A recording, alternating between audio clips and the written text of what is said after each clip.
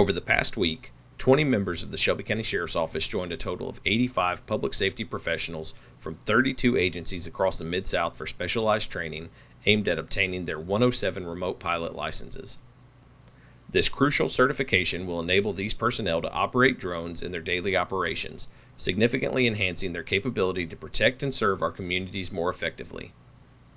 The training not only covered the technical aspects of drone operations, but also thoroughly educated attendees on the laws, rules, and regulations related to drone piloting, with a strong focus on protecting the privacy of our citizens during the use of these devices.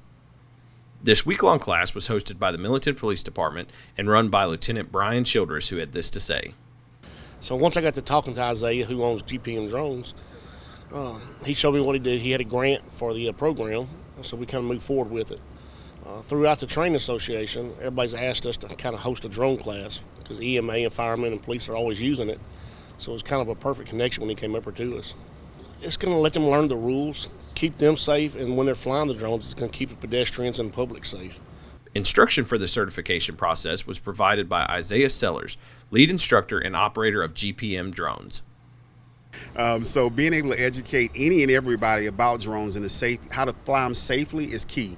So I think that they will be able to take that and then increase their safety, because if you can put a drone somewhere as opposed to putting a person there, you're putting that person in less harm's way than what you would with a drone. I mean, a drone's expendable. Our people are not. So being able to do that and offer them how they can do that and do it safely is key for us.